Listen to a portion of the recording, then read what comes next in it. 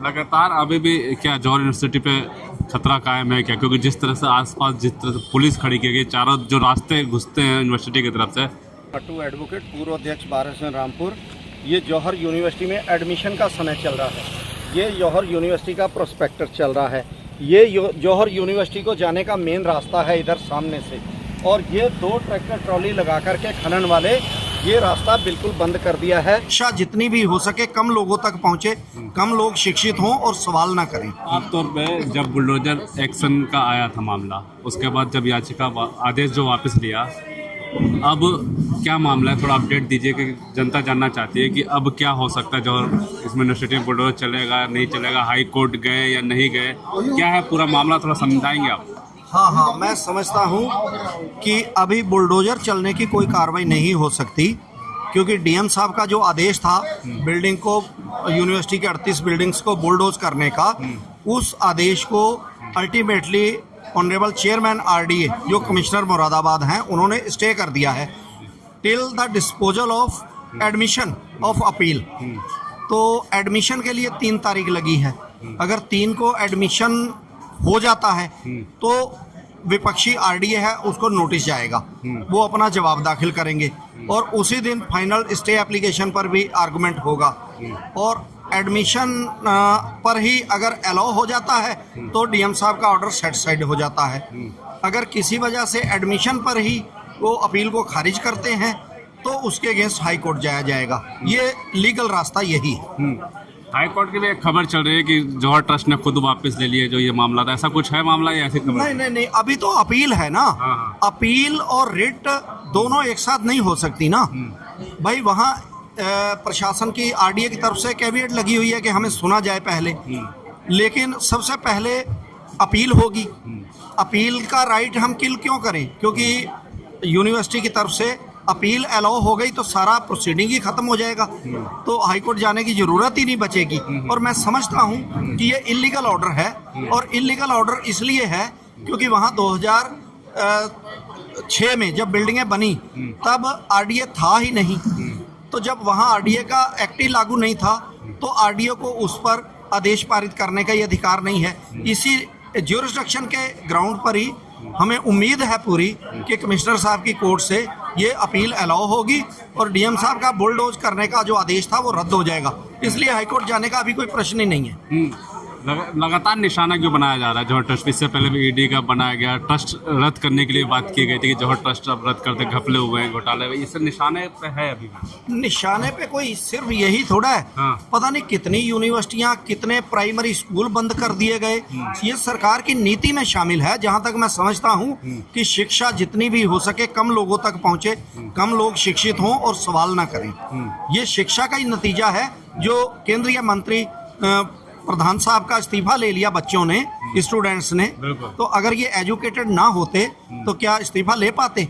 तो ये सरकार की एक नीति में शामिल है कि यूनिवर्सिटी, एजुकेशन फैकल्टीज ये सब बंद की जाएं ताकि लोग पढ़े ना, और ना पढ़ेंगे तो कॉरपोरेट के लिए इन्हें लेबर मिलेगी, और लेबर लेने का इनका तरीका है। उसी में पार्ट है किसानों को परेशान करना, ताकि किसानी बंद हो जाएगी तो वो मजदूरी की तरफ जाएगा।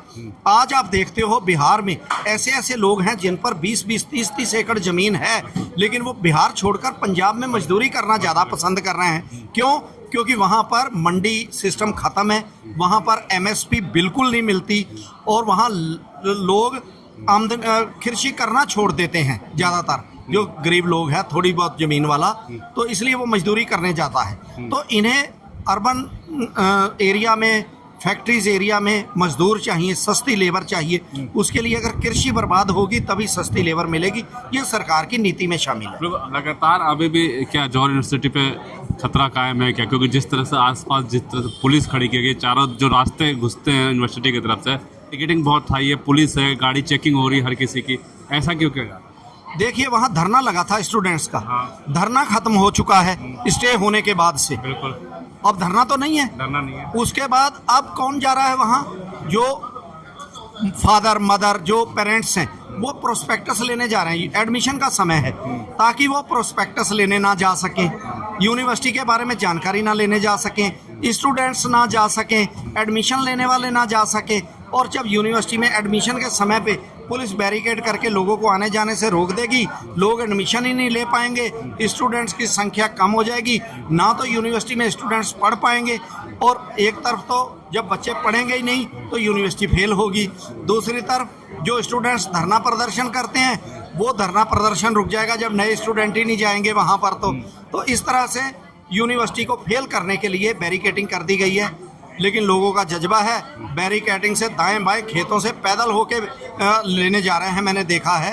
वो अपना एक वीडियो वायरल हो रही है, पीछे ट्रैक्टर लगा दिए, बैरिकेड लगा दिया, आप एडमिशन जो स्वार मार्ग से काशीपुर गांव के सामने से एक यूनिवर्सिटी को सीधा रोड जाता है 4 लेन, उस रोड पर ट्रैक्टर ट्रॉलियां खनन वालों की ला के पुलिस वालों ने वो लगा दी हैं ताकि उधर को आम आदमी जा ही ना सके प्रोस्पेक्टस लेने, एडमिशन की बात करने। और जहां पर एडमिशन होता है वहां पर पुलिस बिठा दी गई, वो मेरे पास फोटो है। कड़ी नजर रख रहे हैं इस टाइम, बस किसी तरह एडमिशन ना हो पाए यूनिवर्सिटी में और यूनिवर्सिटी फेल हो जाए, ये सरकार की मंशा लग रही है। 3 तारीख को क्या लगता है क्या हो सकता है कि जिस तरह से जो सिक्योरिटी लगाई गई है, लोग सवाल पूछ रहे हैं कि क्या कुछ और भी हो सकता है क्या? नहीं, कुछ नहीं हो सकता। 3 तारीख को इलीगल ऑर्डर है, वो क्वैश होगा, जहां तक मैं समझता हूँ। ये है मुझे तो पता। अच्छा, एडमिशन को रोकने की वजह से सिक्योरिटी ज्यादा बढ़ा दी गई। एडमिशन को रोकने के लिए ये सब सिक्योरिटी लगाई गई है, क्योंकि 3 तारीख को तो अभी कोई प्रॉब्लम ही नहीं है ना। मान लो इन्होंने 3 तारीख को अपील खारिज कर दी और उसके बाद भी फिर नोटिस देंगे कि साहब अब हम बुलडोज कर रहे हैं, अपील खारिज हो गई, नोटिस फिर यही देंगे। तो अभी तो तोड़ने का तो कोई सवाल ही नहीं पैदा होता, फिर फोर्स क्यों लगा रखी है? फिर इसलिए ना कि ताकि स्टूडेंट्स और उनके पेरेंट्स यूनिवर्सिटी ना जा सकें और एडमिशन ना ले सकें, ताकि लोग दिखा दिया जाए कि बच्चे पढ़ते ही नहीं, सिर्फ दीवारें खड़ी हैं। बच्चों को रोका जा सके वहाँ एडमिशन लेने से। इसीलिए तमाम नेता, चाहे मायावती हो चाहे कोई भी, सब लोग समर्थन में आए इस यूनिवर्सिटी को लेकर, क्या कहेंगे? जो शिक्षा चाहता है कि देश शिक्षित हो, यहाँ के बच्चे शिक्षित हों, क्योंकि शिक्षित आदमी होगा तो वो देश का बारे में सोचेगा, अपराध से दूर रहेगा। तो सभी पार्टियां की नीति तो यही है कि पढ़ें, सिवाय भाजपा के। भाजपा चाहती है स्कूल बंद हो जाएं, कॉलेज बंद हो जाएं। अब वैकेंसीज हैं, किसी इंटर कॉलेज में पूरी स्टूडेंट टीचर ही नहीं है। कोई भी गवर्नमेंट उठा के देख लो, अगर टीचर है तो उसमें बच्चे नहीं है। क्वालिटी इतनी खराब है पढ़ाई की आज। क्या कहेंगे आप? तो छोटे छोटे बच्चे भी प्रदर्शन करने लगे हैं अपने हक के लिए कि स्कूल, प्राइमरी स्कूल के बच्चे की वीडियो आ रही है, वो कह रहे हैं कि टीचर और लाइटिंग जो व्यवस्था स्कूल को की जाए। मैं कह रहा हूँ टीचर बेचारे क्या करें। टीचर्स का काम है पढ़ाना। कभी आप जनसंख्या गिनने में लगा दोगे, कभी आप मकान गिनने में उन्हें लगा दोगे, कभी आप उनके पशु गिनने में लगा दोगे, कभी आप किसी बात जातियां गिनने में लगा दोगे। इस काम के लिए और बहुत पढ़े लिखे लोग हैं, उन्हें रख लो ना नौकरी पर, नौकरी दो, रोजगार दो। क्या सारा कुछ आप टीचर से ही कराओगे?